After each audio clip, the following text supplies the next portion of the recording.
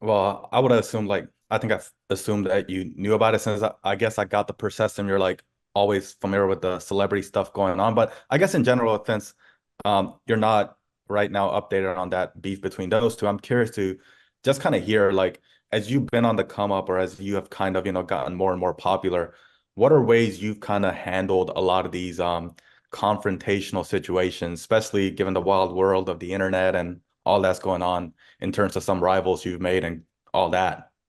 I would say initially poorly. I was in the comments like trying to buck up to every single person. Um, and I just got to the point where it was like, because Dan Fleischman had told me just block and delete.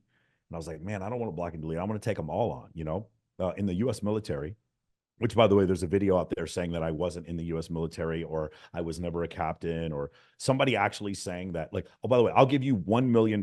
Anybody who's listening to this, if you can find a single clip of me saying that I was a military pilot, I'll give you $1 million if you guys can find that clip. Everyone keeps saying that I said it, but they can't seem to bring forth the proof. I was a navigator in the military. I was a civilian pilot. Okay. The so when you every time I saw one of those things, what happened is it says in the Air Force Code of Conduct, it says integrity first, service before self, and excellence in all we do. And then as a military officer, we have to be above reproach.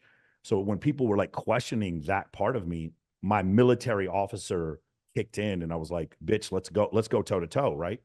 But then I started like, once I realized once I see like Wes Watson's a friend of mine. I don't know if you guys saw Wes Watson and Andrew Wilson got into it like last week. Um, when Wes Watson's a friend of mine, Ty Lopez is a friend of mine, Dan Bilzerian's a friend of mine. And these guys get more hate than I will get love in my entire life. They get so much hate, it's crazy. And the thing is like, it's just a function where like when you take on the hate, you're losing money. Right. Every minute that I spent, it was really funny because I was talking to Jasmine Jafar. She's the 304 lawyer, right? She was a lawyer who quit being a lawyer so she could do OnlyFans and have sex on camera and shit. And she was saying I was going to practice as a junior associate, and I was losing money because I wasn't on my OnlyFans. So it's like for me, it's like it was a waste of her time. Well, for me, one of the issues is like every time I was dealing with these haters, I was wasting my time. And so that was just became one of the issues. Rather than to prove to everyone we don't pay the girls, rather than to prove to everyone, all these different instances, the way I look at it is like this. It doesn't make any difference. If you don't believe me, even when I prove you wrong, you're just going to find something else you don't believe. But the guys who actually take a risk and have testicles and actually take the shot and take the fucking action, we never have guys go through the free group and then join MOA and they're like, oh yeah, this shit doesn't work. That the most what we'll have guys say is like, hey man, these concepts of intersexual dynamics and evolutionary psychology, they're way more complicated than I thought. And I didn't realize like at one point how simple and at the same time how easy these concepts were. Right. But they're also complex. They're complex in the way, like once you understand them, then they become simple. And so a lot of people don't like it. And one of the biggest pushbacks that I get in this program is a lot of pickup guys who are like, no, you need to take a cold approach pickup course before you start learning social circle. Well, I've pretty much completely disproved that.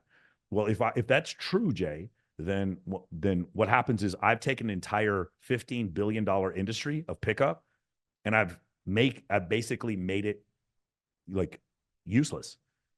Do you understand? So of course they're coming after me. I don't have any issue with that. I get it. They got to make money too. But basically what's happened is there was a software update. The software update is called social media. And the pickup guys didn't get the software update until 15 years too late. And so that's why I'm doing what I'm doing now. And that's why it's been so incredibly pervasive and it's been so helpful. If you're watching this, I have a gift for you. Hit the link below and I will send you a private invite to my free community. And yes, it's absolutely free.